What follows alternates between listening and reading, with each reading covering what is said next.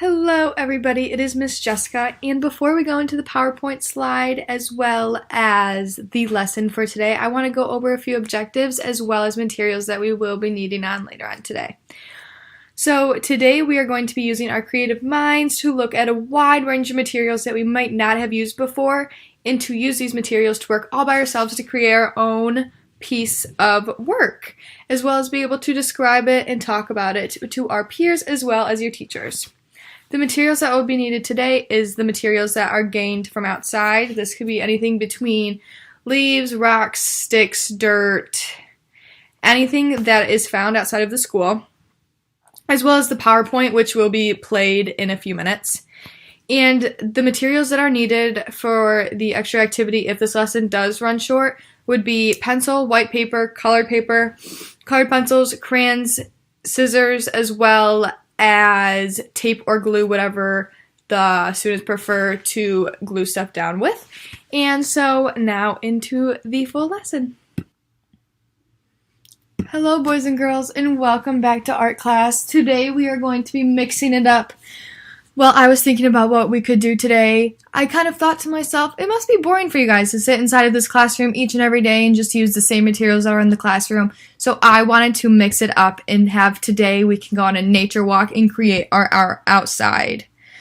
When you guys think of art and it being created outside, what does this mean to you? What do you guys think that we will be doing in nature with our art pieces? Very good. Well, today we are going to be learning about a new artist and the way that he makes his art and maybe how he can give us inspiration to create new types of art. His name is Andy Goldsworthy. As you can see by these pictures, he uses nothing but materials that he's found outside and creates all different types of patterns and pictures and things that are meaningful to him and what he thinks looks beautiful when it's created.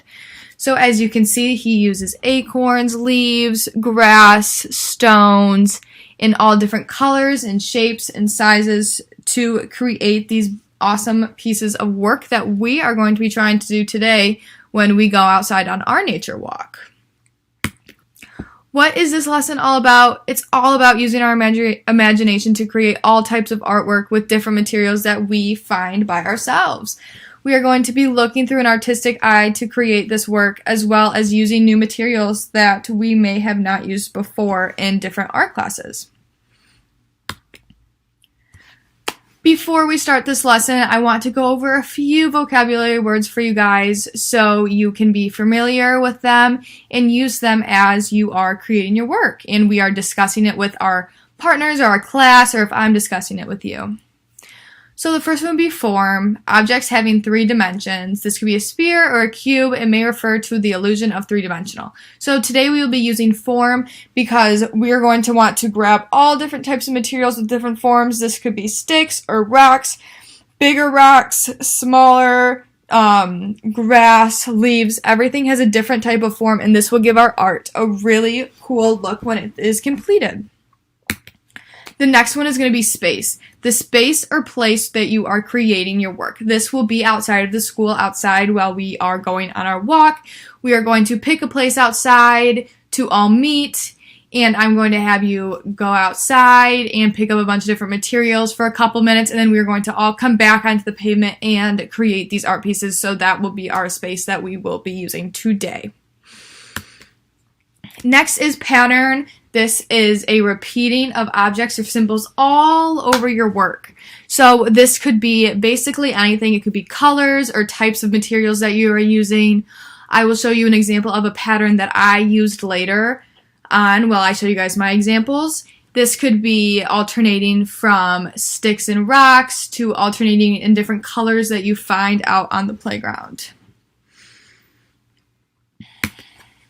And the last word that we will be looking at today, boys and girls, is focal point. This is the main area of interest or part of your work that stands out the most. So in these 2 pictures that I decided to show you guys, you can tell that there is one piece of artwork in the middle that is brighter than the rest of the images behind them. The focal point is the piece of work that stands out to you. It really makes your eyes pop when you first look at this piece of work. So before we go outside and try this on our own, I wanted to show you guys a few examples that I did at home. Unfortunately, I did not want to bring these materials inside, so I think that showing you guys pictures would be a much better idea. So the materials that I gathered is either a piece of wood or tree bark, leaves, grass, as well as wood chips. And these are the two pieces that I created. I created one picture and I created one pattern. The first picture I created is on the left side of the screen. As you can see here, I used the tree bark or a piece of wood as a tree trunk. The leaves, I have them hanging off of the tree, as well as pieces of grass. On the bottom, underneath the tree, I have pieces of grass to symbolize grass, and as well as I put the brown wood chips underneath the grass to represent soil. And on the right side of the screen, boys and girls, I have created a pattern, which is one of our words that we just talked about. I here alternated between colors. I alternated between brown, green, brown, green, brown, green. So as you can see here, I used the tree bark, then a leaf, then some wood chips, grass, wood chips, and then some more leaves, which is you can use either of these options while you're creating your artwork.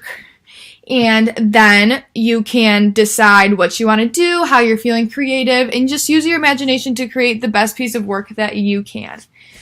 So boys and girls, now we are going to line up and we are going to go outside, find materials through our nature walk, and create these pieces of work outside. So if everybody wants to line up.